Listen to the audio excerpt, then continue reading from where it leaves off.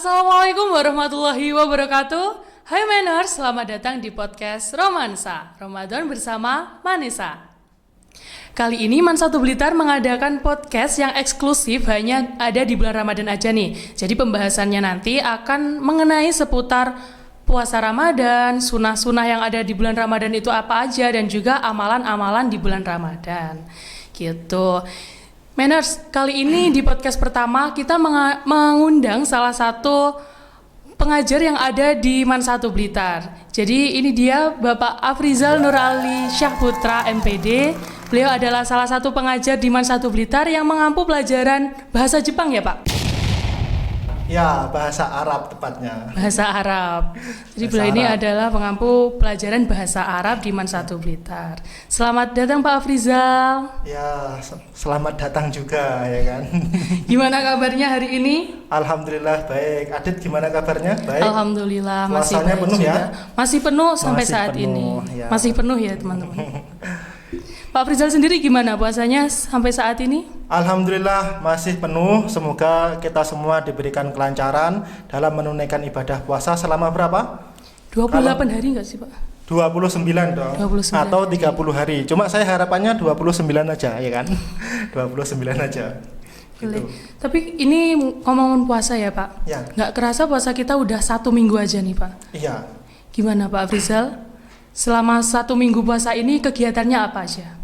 Kegiatannya sama, mengajar di madrasah tercinta Man1 Blitar. Cuma menurut saya itu puasa Ramadan ini lebih apa ya, lebih mudah, lebih tidak ada godaannya daripada puasa sunnah. Kenapa? Puasa Senin Kamis itu. Puasa Senin Kamis itu menurut saya lebih berat daripada puasa Ramadan. Ya enggak sih? Kenapa Kalau kok puasa bisa? Ramadan itu kan semuanya puasa, ya kan? Gitu. Saya itu kalau puasa Senin Kamis jam 9 atau jam 10 pasti makan itu ada. Pak, ini Pak, makanan Pak. Ini Pak, makanan Pak. Itu pasti.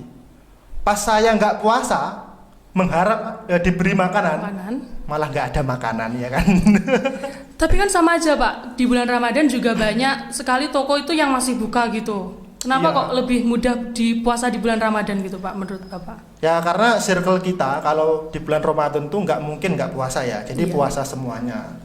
Kalau puasa Senin Kamis kan kadang ada yang puasa, kadang ada yang enggak gitu. Jadi ketika saya puasa teman saya enggak, kemudian teman saya nawari makan, pertama saya nggak enak juga ya kan ditawari. Yang kedua emang iman saya mungkin lemah ya kan. Tipis Imannya gitu kan. lemah. Tapi sebaiknya ya puasa. Puasa ya Pak? Ya puasa. Ngomong-ngomong tentang puasa ya kan Pak, ini tuh mungkin teman-teman yang ada di rumah itu ada yang imannya belum sekuat Pak Afrizal sendiri gitu. Jadi masih teman-teman itu masih ada yang bolong-bolong puasanya gitu ya kan Pak. Jadi harapan dari podcast kali ini, setelah menonton podcast kali ini itu teman-teman bisa menambah keimanan kepada Allah supaya nggak gampang bolong gitu Pak puasanya. Oh iya. Gitu. Jadi kita mengambil tema fadilah berpuasa di bulan Ramadan. Iya. Gitu. Sebelum lanjut ke tema ini Pak, bisa dijelaskan dulu nggak Pak? Fadilah berpuasa di bulan Ramadan itu apa sih Pak? Oke, saya mulai dari definisi puasa ya. Iya silakan. As-saum itu kan, as-saum. As-saum itu artinya al-imsak, menahan. Baik menahan dari makan, menahan dari minum, dan menahan dari segala jenis yang membatalkan puasa. Sehingga fadilah-fadilah atau manfaat-manfaat yang diperoleh bagi shaim itu adalah orang yang berpuasa, ya kan?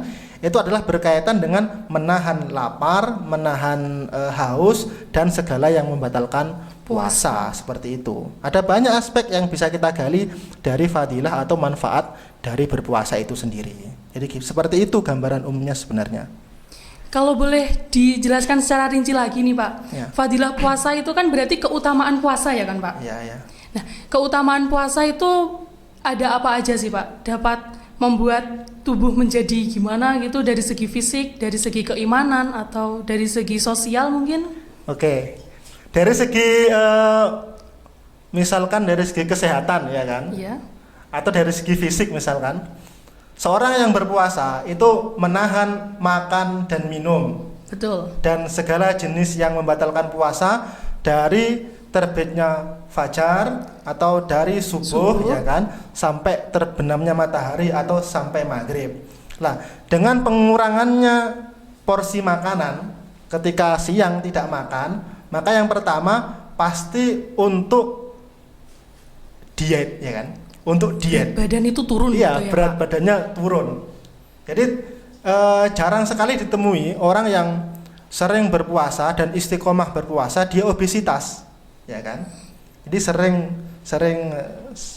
jarang, ya kan, jarang ditemui orang yang sering puasa itu obesitas, itu jarang sekali. Yang kedua, misalkan ketika kita puasa menahan makan dan minum, itu sebenarnya kita sedang mengistirahatkan organ-organ dalam yang ada di dalam tubuh kita. Kok bisa mengistirahatkan itu kenapa? Karena organ dalam itu setiap saat bekerja selama kita makan dan minum. Nah, organ ini butuh istirahat supaya dia bisa recovery, ya, bisa pulih kembali. Kalau ada racun bisa detox, ya kan, detoksifikasi, bisa keluar seperti itu. Jadi itu kenapa misalkan ketika kita makan terlalu banyak, ya kan, kita itu kok malah terasa capek dan ngantuk. Karena sebenarnya organ dalam tubuh kita ini dia bekerja sehingga kita lelah. Walaupun kita kelihatannya tidak ngapa-ngapain misalkan, kita karena makan banyak, yang kerja itu adalah organ dalam sini, sehingga menimbulkan ngantuk, ya kan, ngantuk. Makanya teman-teman itu kenapa kok di kelas sering, ya kan, ngantuk? Mungkin salah satu indikasinya adalah kebanyakan apa? Makan. Kebanyakan makan. Seperti itu. Dan makan itu juga nanti berimbas pada apakah belajarannya nanti banyak atau enggak, apakah bagaimana ibadahnya, sampai nanti bisa menjurus ke akhirat. Itu babakan dari makan. Makan aja sampai bisa ke akhirat gitu ya, Pak? Iya, masalah makan saja. Kalau dari segi keimanan, Pak, bisa menambah apa aja gitu? Tentu akan menambah semangat kita dalam berpuasa ketika kita mengetahui keutamaan di bulan Ramadan atau puasa ini. Pertama apa? Pertama yang kita dapat ketika kita puasa ini, ya, pahalanya unlimited. Maksudnya pahala unlimited itu gimana, Pak? Nggak ada batasnya. Jadi hitungannya itu melebihi hitungan dari konsep-konsep hitungan pahala. Konsep-konsep hitungan pahala ini seperti ini. Kalau kita melakukan kebaikan, ya, maka pelipat gandaan kebaikannya 10 sampai 700 kali lipat. Sampai 700, Pak? Iya, kecuali puasa. Fa innahu li wa ana ajzi bihi. Karena puasa itu untuk saya, maksudnya untuk Allah Subhanahu wa taala, dan saya akan mengganjarnya sendiri itu. Jadi apa ya, pahalanya itu unlimited. Jadi tentang puasa, tentang pahala orang yang berpuasa tadi, setiap orang itu beda-beda ya, Pak, ya, berarti. Kalau Ramadan itu, ya itu tadi, bukan beda-beda, tapi gini, as-shaum nisfus sabri. Jadi puasa itu setengah dari kesabaran. Ini ada bundaran seperti ini, ya. Ini kesabaran, bundaran penuh. Setengahnya itu adalah puasa. Was-sabru nisful iman.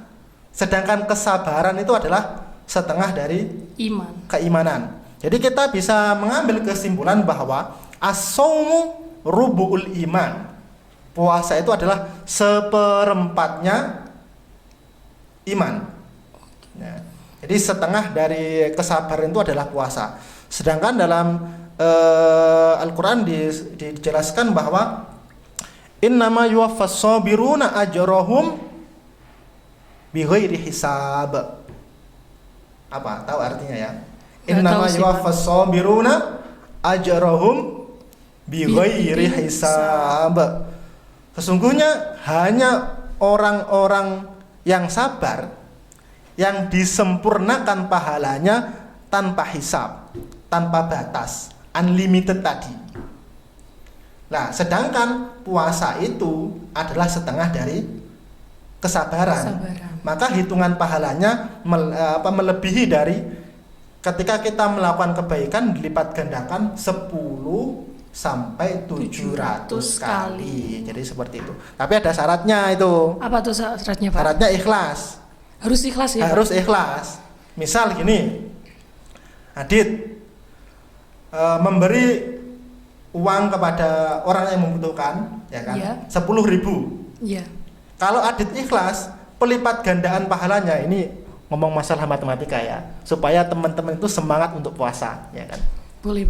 Ya, pelipat gandaannya itu 10 kali. Jadi 10.000 kali 10 berapa? 10.000 kali 10 100. 100, ya kan? Sampai 700 kali lipat. Jadi 10.000 kali 700 berapa?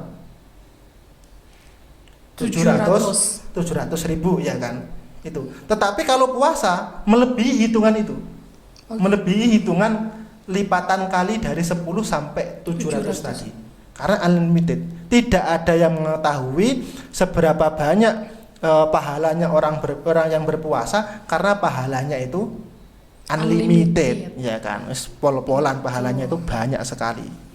Jadi gitu, harus berpuasa, sehingga rugi sekali bagi seorang muslim ketika waktu puasa dia tidak berpuasa. Nah, itu sangat rugi sekali. Jadi gitu teman-teman. Jadi buat teman-teman yang masih bolong-bolong puasanya, mulai sekarang stop bolong-bolong, karena keutamaan dari puasa Ramadan itu banyak banget ya, Pak ya. Dari yang telah dijelaskan Pak Afrizal tadi. Selain dari hal-hal tersebut, Pak, ini saya mendapat komen dari beberapa teman gitu ya kan. Puasa Ramadan itu dapat menambah jiwa solidaritas atau empati ke saudara seiman kita. Maksudnya itu apa sih, Pak? Iya, gini. Jadi puasa itu kan menahan lapar dan minum. Kita balik dari pengertian puasa itu. Iya. Kalau kita sudah merasakan bahwa menahan lapar itu hal yang berat, masyaqqah, dan menahan haus itu adalah hal yang masyaqqah juga bagi kita. Bagaimana seorang yang fakir dan miskin bukan hanya 1 bulan, tapi setiap tahun dia merasakan lapar dan dahaga dan haus, ya kan? Sehingga kalau kita sudah merasakan sendiri bagaimana beratnya orang yang lapar dan orang yang haus, kita bisa bersimpati dengan orang lain. Oh, kita saja yang laparnya puasanya hanya 1 bulan, rasanya seperti ini.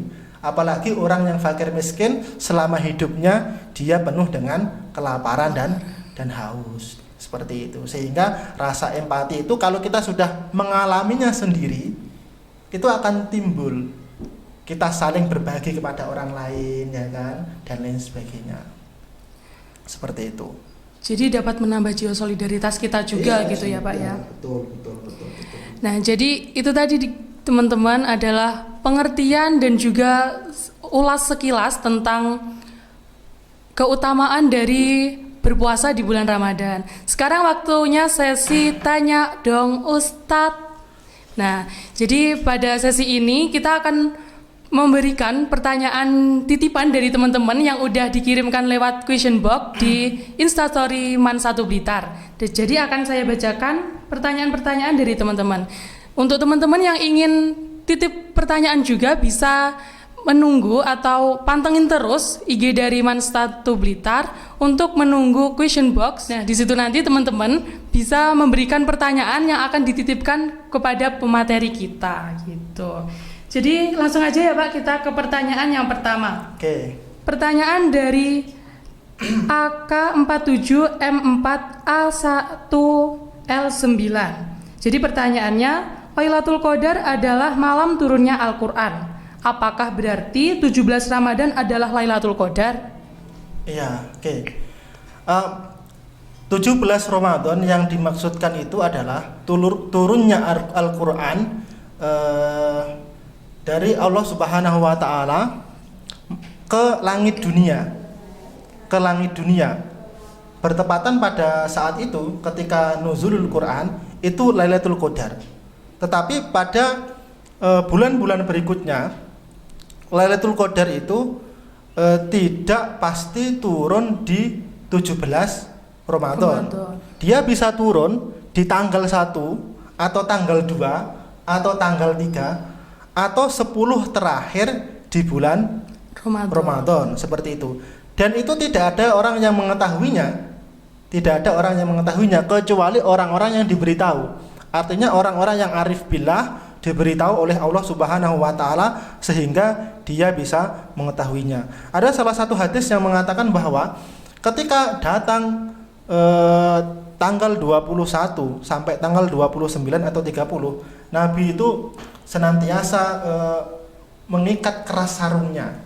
Artinya ibadahnya itu lebih rajin daripada malam-malam sebelumnya. Ini mengindikasikan bahwa kebanyakan bulan Ramadan, kebanyakan Lailatul Qadar itu turun pada sekitar tanggal 21 sampai tanggal 30 atau 29 Ramadan. Tetapi ada beberapa kitab yang menyebutkan bahwa seperti Imam Al-Ghazali sendiri, cuma saya tidak hafal ya kan, itu menyebutkan misalkan ketika awal Ramadannya hari Ahad itu Lailatul Qadarnya akan jatuh pada tanggal 29. Ketika Ramadannya jatuh pada hari Senin, maka Lailatul Qadarnya akan jatuh pada tanggal 23. Jadi seperti itu ada hitungannya. Cuma itu apa ya? Kebanyakan seperti itu. Ketika Ramadannya dimulai pada hari Ahad, Lailatul Qadarnya tanggal 29. Kebanyakan seperti itu, kebanyakan. Tapi nggak pasti ya. Tapi nggak pasti. Lah, Lailatul Qadar sendiri sebenarnya masih simpang siur, artinya masih banyak perbedaan pendapatnya. Ada yang mengatakan memang pada hari-hari itu malaikat turun di dunia.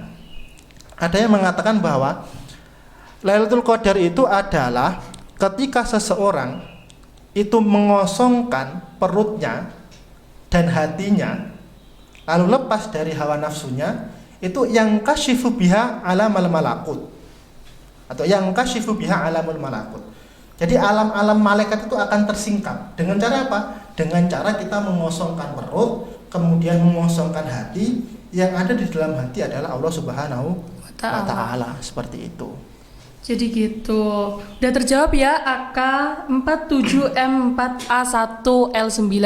Jadi malam Lailatul Qadar itu nggak pasti di 17 Ramadan aja. Ya, bisa jadi tanggal 1 ya kan? Bisa jadi tanggal 1 atau tanggal 2. Sehingga ketika teman-teman semua mau iktikaf di dalam masjid, itu ya harus rajin mulai dari tanggal 1 Ramadan sampai tanggal 30 Ramadan. Jangan mengambil 10 hari terakhir di bulan Ramadan. Emang kita wali ya kan? Kita kan nggak tahu ya kan? Makanya harus jaga-jaga. Betul banget. Nah, ini pertanyaan yang kedua dari @salmonaila_. Ya. Pertanyaannya, ketika omongan jelek itu masih di dalam hati gitu Pak. Jadi bahasanya batin gitu ya Pak. Ya. Omongan jelek itu apakah mengurangi pahala puasa, tapi masih di dalam hati Pak? Masih di dalam hati. Iya, belum terucap gitu. Wah, ini angel ini ya. Angel. Jadi gini, puasa itu ternyata ada 3 tingkatan, Le. Iya. Ada 3 tingkatan.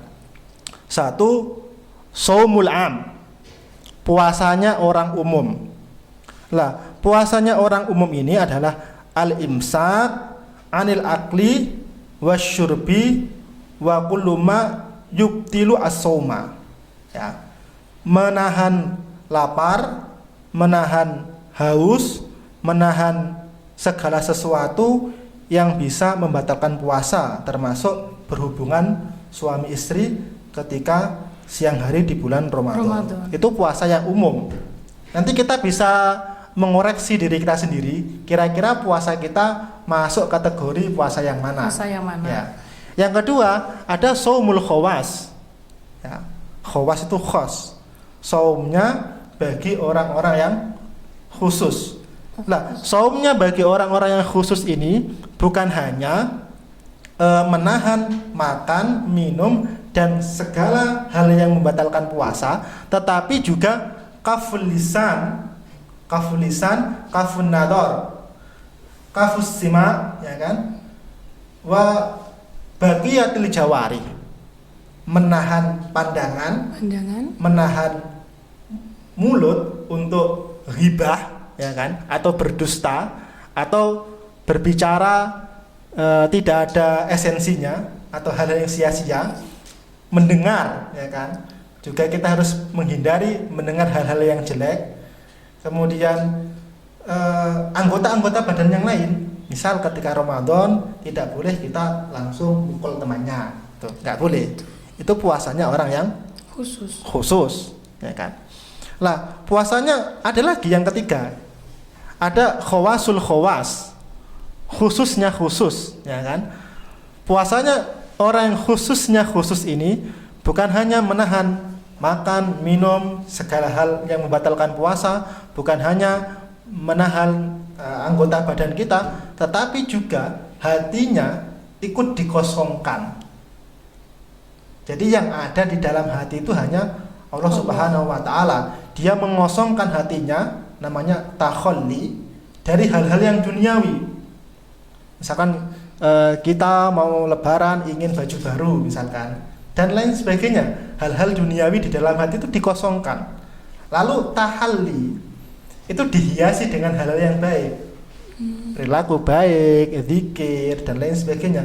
Lalu tajalli, dia akan bermusyahadah dengan Allah Subhanahu wa taala. Nah, bagi orang-orang yang khawasul khawas, masih berkata saja dalam hati, ya kan, atau masih batin saja di dalam hati, maka dianggap sudah membatalkan puasanya. Itu bagi orang-orang yang khawas, ya. Bagi aulia, para wali-walinya Allah, para utusan-utusannya Allah, ini yang khawasul khawas, ya kan. Kalau kita kan masih bawah levelnya, ya kan, masih puasa umum. Jadi seperti itu. Jadi bagi kita yang masih puasanya umum, sudah bagus, itu masih di dalam hati, tidak dikeluarkan, ya kan, tidak dikeluarkan. Misalkan kita terjatuh, ya kan, bukan bilang mengeluh, ya kan, bukan mengeluh, tetapi bilang astagfirullah, ya kan. Walaupun di hati mengeluh, ya nggak masalah, nggak masalah. Namanya aja kan belajar, ya kan. Nggak bisa kita langsung puasanya khawas atau khawas ala khawas, itu nggak bisa. Pasti kita mulai dari awal terlebih dahulu. Ibaratnya kalau kita itu membaca novel, lalu ada 5 jilid, ya kan, ada 5 jilid, tiba-tiba kita langsung membaca jilid yang kelima, itu kira-kira kan alurnya kita kan nggak nemu, nggak tahu gitu, nggak ya tahu, Pak. ya kan, maka mulainya tetap dari dasar seperti itu. Jadi dapat mengurangi pahala puasa, ya Pak? Iya. Oke, jadi udah kejawab ya pertanyaan dari @salmonella_. Jadi masih batin itu dapat mengurangi pahala puasa, Ya. gitu. Next dari Lia ANWR. Pertanyaannya, bagaimana maksud hadis tidurnya orang puasa itu ibadah? Bagaimana kalau tidurnya dari subuh sampai maghrib? Mohon maaf Lia, kamu itu tidur atau cosplay jadi beruang? Ya. Jadi hibernasi gitu ya Pak? Ya, hibernasi. Oke. Alhamdulillah. Jadi gimana Pak? Sering saya sampaikan bahwa an-naumu sibhul maut, ya kan? Bahwa tidur itu menyerupai kematian. Jadi jangan sampai kita banyak tidur, karena bisa serupa orang dengan orang mati, ya kan, orang hidup dengan orang mati. Berkaitan dengan naumusoimin ibadatun, ya, itu dalam suatu redaksi ada wa amaluhu mudha'afun. Tidurnya orang yang berpuasa itu adalah ibadah, dan amalnya akan dilipat gandakan. Jadi tidur itu dapat melipat gandakan pahala gitu ya Pak? Bukan tidurnya orang yang berpuasa adalah ibadah, dan amalnya orang yang berpuasa itu dilipat gandakan. Itu dalam salah satu redaksi. Atau dalam redaksi lain, naumusoimin ibadatun wasukutuhu tasbihun. Jadi diamnya itu adalah tasbih. Tidurnya orang yang berpuasa itu adalah ibadah, dan diamnya itu adalah tasbih. Tetapi hadis tentang naumus shaim ibadatun itu adalah hadis dhaif. Hadis dhaif itu bagaimana? Hadis dhaif itu tidak bisa dijadikan sandaran hukum, tetapi bisa dijadikan fadhailul a'mal. Apa itu fadhailul a'mal? Fadhailul a'mal itu adalah motivasi seseorang untuk beribadah, ya kan? Jadi tidurnya orang yang berpuasa itu ibadah karena dia itu ketika malam sudah niat untuk ibadah. Ibadahnya apa? Puasa. Ketika tidur dia masih puasa. Seperti itu. Jadi dinilai ibadah. Tetapi kalau tidurnya dari subuh sampai maghrib, ya kan? Yang tadi Adit katakan tadi, beruang aja kuat seperti itu. Artinya beruang bisa berpuasa. Ya kan? Beruang bisa berpuasa. Jadi jangan seperti itu. Kalau kita tidurnya dari subuh sampai maghrib sehingga kita meninggalkan sholat subuh, sholat duhur, sholat asyar, bukan pahala yang kita dapat, tapi dosa ya kan? Tapi dosa. Dan dosa ini dilakukan ketika bulan Ramadan, malah tambah lagi dosanya. Berkali-kali lipat. Berkali-kali ya kan? Tadi dikatakan bahwa ketika perbuatan baik itu harus ada syarat ikhlas, tetapi kalau perbuatan buruk tidak ada syarat ikhlas. Ya, tidak ada syarat ikhlas. Ya, kalau misalkan kita mengatakan saya tidur nggak ikhlas, nggak bisa. Tetap dihitung meninggalkan sholat. Ya, seperti itu. Jadi tetap nggak baik. Kalau misalkan tidurnya orang yang puasa itu adalah ibadah, oke, sampean tidur, kemudian tidurnya itu digunakan untuk qiyamul lail supaya kuat tahajud. Ya, mencari Lailatul Qadar. Lailatul Qadar kan malam toh? Ya pasti malam, bukan siang. Lailatul ya, Pak. Lailatul, seperti itu. Tapi kalau dibantah nih, Pak, saya tidurnya setelah subuh, nanti sampai duhur bangun, setelah itu tidur lagi sampai asar, itu gimana, Pak? Ya, puasanya tetap sah. Puasanya tetap sah dan tidak meninggalkan sholat 5 waktu, tapi amal-amal yang harusnya mempunyai pelipat gandaan banyak di bulan Ramadan, karena dia tidur, dia tidak mendapatkan pelipat gandaan amal-amal yang baik. Jadi sia-sia gitu ya, Pak, sia-sia. Ya? Padahal ini ada event, ada momen baik, tapi malah malasan seperti itu. Nah, udah kejawab ya Lia ANWR pertanyaannya tadi. Oke, next lanjut dari @acadana. Pak Ustadz, gimana hukumnya non-muslim ikut berburu takjil sampai ke akar-akarnya? Ini gimana Pak Ustadz? Ya, ini fenomena sudah bertahun-tahun ya. Sebenarnya ini berkah. Jadi berkah bulan Ramadan itu bukan hanya didapatkan bagi seorang muslim saja, tetapi juga didapatkan oleh non-muslim, ya kan? Jadi ketika ada takjil, kemudian non-muslim ikut berburu, ya itu saya pandang sebagai jual beli biasa saja, tidak masalah bagi saya, atau dalam hukum-hukum fikih tidak masalah. Jadi ya boleh kita jual beli dengan non-muslim, atau kita memberi hadiah atau diberi hadiah oleh non-muslim, itu boleh-boleh saja. Nah, dengan adanya semangat spirit ya kan berbelanja, maka rotasi ekonomi itu kan semakin cepat ya. Nah, itu bagus juga. Yang nggak boleh adalah ketika ada seorang non-muslim kemudian mengambil jatah iftar atau takjil di tengah perempatan, dan dia tahu bahwa takjil itu dikhususkan untuk orang yang berpuasa, lalu dia mengambilnya, itu yang tidak boleh. Tapi kalau membeli atau berburu takjil, artinya membeli ya ini ya. Membeli apa mencari? Ayo. Berburu ya kan. Artinya dia berburunya di perempatan mencari takjil ya kan. Kan ada seperti itu kan? Ada. Atau membeli. Kalau berburunya di perempatan dan kita tahu takjil yang dibagikan itu dikhususkan untuk orang yang berpuasa, nggak boleh. Tapi kalau membeli, artinya setiap sore dia hunting makanan dan lain sebagainya, dibeli dari orang-orang muslim, itu tidak apa-apa. Tapi kalau konsep belinya itu diborong, gimana ini? Nggak masalah. Nggak masalah. Nggak masalah. Nanti teman-teman muslim kita yang mau berbuka puasa kehabisan takjil itu gimana? Justru besok penjualnya membawa dagangan yang lebih banyak lagi. Yang lebih banyak. Iya. Jadi menguntungkan lagi bagi Iya. pedagangnya gitu ya, Pak ya. betul. Oke, jadi @acadana udah kejawab ya pertanyaannya tadi. Unik ya Pak ya pertanyaannya. Oke Pak, ini pertanyaan terakhir dari @nilalulu.n.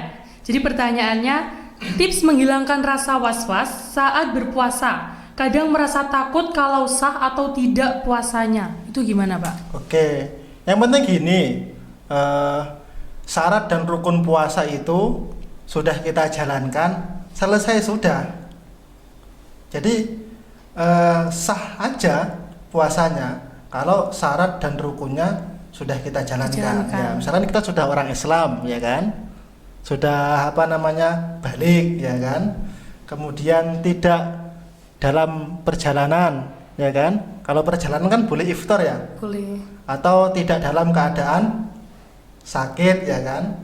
Kalau keadaan sakit kan boleh iftar juga, ya kan. Atau rukunnya sudah niat di malam hari, ya kan. Atau misalkan sudah menahan makan dan minum dan segala hal yang membatalkan puasa, ya sudah. Kecuali yang diwaswaskan adalah lupa nggak niat. Itu bagaimana? Tiba-tiba fajar subuh, kemudian kita lupa, malamnya tidak niat. Nah, Dan paginya nggak sahur gitu ya Pak? ya paginya nggak sahur juga. Maka kita harus memilih mazhab lain. Misalkan pendapatnya Imam Abu Hanifah misalkan. Pokoknya sebelum zawal, sebelum masuk waktu duhur, kok kita belum niat berpuasa Ramadan, kita niat puasa Ramadan tidak apa-apa. Tetapi bagi Imam Syafi'i, kok dia belum niat malam harinya, sudah masuk waktu subuh, berarti puasa Ramadannya tidak sah. Tetapi dalam hal ini kita ikut saja pada Imam Abu Hanifah. Seperti yang ada di dalam NU misalkan, awal puasa niatnya itu kan dijamak. Itu mengikuti Imam Malik. Jadi nggak apa-apa. Tetapi bagus juga rasa was-was itu ada di dalam diri kita. Artinya bainar roja dan was-was itu semoga tetap ada harapan puasa kita itu diterima. Atau was-wasnya, ya Allah ini puasa saya diterima atau tidak, supaya besoknya dia kualitas puasanya bisa meningkat lagi. Jadi minas su'adai al-makbulin wala taj'alna minal asqiyai mardudin. Harapan itu tetap ada seperti itu. Jadi ada baiknya juga was-was itu. Tetapi kalau was-wasnya berlebihan, itu yang nggak baik. Itu yang nggak boleh gitu ya Pak? Yang maksudnya berlebihan. Yang berlebihan itu yang gimana Pak? Rasa was-wasnya gimana? Kita sudah lengkap syarat rukunnya, ya kan? Iya. Kemudian ketika sudah buka, lalu saya nggak sah ini puasanya, besok harus qadha, itu yang nggak baik. Oh itu nggak baik ya Pak? Itu sudah berlebihan. Oke, jadi gitu ya. @nilalulu.n pertanyaannya udah dijawab oleh Pak Afrizal langsung. Misalkan was-wasnya ini, ketika siang bulan Ramadan kita puasa, karena was-was puasa kita batal, maka nggak usah gosok gigi, nggak masalah. Atau nggak usah siwakan, nggak masalah. Atau nggak usah kumur ketika wudhu, nggak masalah. Kalau sangat was-was. Tapi sebenarnya kalau fikihnya sebelum zawal, sebelum masuk waktu duhur, masih boleh untuk kumur, untuk sikat gigi dan lain sebagainya, senyampang kumur kita tadi tidak masuk ke dalam tenggorokan. Kumurnya 3 kali, mengeluarkannya berapa? 2 kali. 2 kali itu membatalkan puasa, nggak boleh. Satunya dipertanyakan itu ya, Pak. dipertanyakan. Oke, jadi itu adalah pertanyaan terakhir dari teman-teman. Untuk teman-teman yang pengen tanya ke Ustadz atau pemateri yang ada di sini, bisa mengisi question box yang ada di Instagram Man1 Blitar. Jadi pantengin terus Instagramnya Man1 Blitar. Dan kalian bisa isi pertanyaan apa yang ingin kalian tanyakan sesuai dengan materi yang akan disampaikan di podcast Romansa berikutnya gitu. Nah, itu tadi adalah serangkaian dari Q&A dan juga pengertian-pengertian gitu ya. Mungkin Pak Afrizal ingin menyimpulkan atau menambahkan sedikit terkait fadilah berpuasa di bulan Ramadan. Silahkan tadi Pak Frizal. Fadilahnya sudah dijelaskan dan beberapa sudah tanyakan oleh teman-teman, tetapi ada yang lewat ini kan. Ya, silakan. Jadi di surga itu, ya kan, ada banyak pintu. Ada banyak pintu. Dan ada salah satu pintu namanya Royan. Namanya Royan. Lah, pintu namanya Royan ini hanya dimasuki oleh orang-orang yang berpuasa. Jadi orang berpuasa besok yang rajin berpuasa, tidak mokel, ya kan? Dia masuk surga melalui pintu VVIP. VIP mahal banget gitu ya Pak? Iya. Jadi inna fil jannah babun yuqalu lahu rayyan la yadkhuluhu illa shaim. La yadkhuluha illa shaim. Jadi di surga itu ada pintu khusus namanya Royan. Royan itu artinya adalah pelepas dahaga gitu kan. Karena kalau kita itu puasa, dahaga itu ada di tenggorokan kita, ya kan. Iya. Maka dinamakan pintu khusus orang yang berpuasa itu adalah Royan. Ada lagi yang ketinggalan. Ketika orang berpuasa itu pasti dijamin paling tidak 2 kebahagiaan. Apa aja tuh Pak? Lis-shaimi farhatani, farhatun indal iftari wa farhatun inda liqa'i rabbih. Bagi orang yang berpuasa ada 2 kebahagiaan. 1, kebahagiaan ketika dia berbuka puasa. Contoh, Irfan ketika berbuka puasa itu senang apa tidak? Seneng banget Pak. Walaupun buka puasa dengan makan sederhana gitu ya Pak, Sederhana, tapi ya kan? seneng. Lauknya tempe itu kan? Iya. Lauknya tahu, tapi kan enak. Enak banget itu. Iya, sebenarnya bukan masalah lauknya. Tempe atau tahu terasa enak, tapi lauk terenak itu adalah rasa lapar itu sendiri. Jadi walaupun kita makan yang enak-enak, sate misalkan, iya, tapi kalau perutnya sudah kenyang, rasanya tidak enak juga. Udah beda gitu. Sudah ya, beda. Pak? Jadi lauk yang terlezat, terenak itu adalah lapar. Maka dijanjikan berbahagia ketika berbuka. Buka. Yang kedua, ini yang paling penting, farhatun inda liqa'i rabbih. Artinya besok ketika di surga kita akan diberi kesempatan khusus orang-orang yang berpuasa ini ya untuk bersua, untuk bertemu langsung dengan Allah Subhanahu wa Ta'ala. Kalau kita memang rindu dengan Allah, maka obatnya adalah berpuasa. Ya bertemu ya kan, bertemu dengan cara berpuasa ya kan. Jadi dawa usyauq liqaul mahbub ya kan. Obatnya perindu adalah bertemu dengan orang yang dirindukan. Seperti itu. Yang selanjutnya yang paling penting adalah bahwa puasa itu adalah benteng kita dari setan ya kan. Jadi idza jaa Ramadan futihat abwabul jannah wa ghuliqat abwabun nar wa sudifatis sayatin. Ketika datang Ramadan, maka pintu-pintu surga akan dibuka secara lebar, ditutuplah pintu-pintu neraka, dan setan ini adalah akan dibelenggu ya kan. Nah, artinya setan ini adalah kata sifat. Bisa dari kalangan jin, bisa dari kalangan manusia. Lah, setan ini dari kalangan jin ini bisa berlarian di aliran darah kita. Sehingga ketika kita berpuasa, kita menyempitkan aliran darahnya, sehingga setan itu tidak begitu lari kemana-mana. Jadi godaan-godaan yang dari setan itu sangat berkurang karena dibelenggu dengan cara kita berpuasa, tidak makan, tidak minum, kecuali setannya adalah manusia itu sendiri atau perilaku manusia yang condong kepada sifat syaitoninya. Jadi setan itu bukan sebuah makhluk, tetapi adalah kata apa? Sifat. Kata sifat, seperti itu. Gitu. Jadi banyak sekali fadilah-fadilah bulan suci Ramadan. Jangan sampai kita meninggalkan puasa Ramadan tanpa udzur gitu. Oke, jadi bagi teman-teman yang ingin masuk surga lewat jalur VVIP gitu ya, Pak. VVIP ya kan. Itu harus berpuasa tanpa bolong. Ya. Bagi yang nggak berhalangan ya kan, Pak. Okay. Nah, itu tadi adalah sekilas tentang fadilah berpuasa di bulan Ramadan. Setelah ini ada pertanyaan yang akan disampaikan oleh Pak Afrizal selaku pemateri kita, Dan bagi yang bisa menjawabnya akan mendapatkan hadiah khusus gitu dari tim podcast Romansa. Silakan Pak Afrizal. Oke, gini. Jadi ketika puasa itu kita sering iftar takjilnya menggunakan es, ya kan? Entah sirup, entah apa saja. Pokoknya berbau yang dingin-dingin. Es gitu ya Pak. Es gitu kan.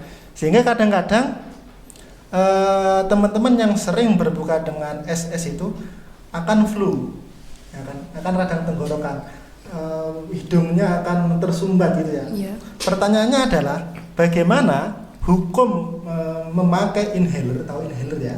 Ya. Inhaler digunakan ketika siang bulan Ramadan. Apakah puasanya si orang yang berpuasa tadi sah atau tidak? Nanti tolong kalau menjawab ya, jangan hanya sah, jangan hanya tidak, tetapi nanti disebutkan dasarnya apa, ibarahnya atau dalilnya apa, seperti itu. Jadi pertanyaannya tadi saya ulang ya Pak ya. Sah atau enggak ketika kita berpuasa itu memakai inhaler gitu. Dan jawabannya harus disertai dengan dalil-dalil yang sahih. Ya, atau dari kitab-kitab yang muktabar. Ya gitu. Jadi dari kitab-kitab yang muktabar. Nah, nanti jawabannya akan dipilih langsung oleh Pak Afrizal.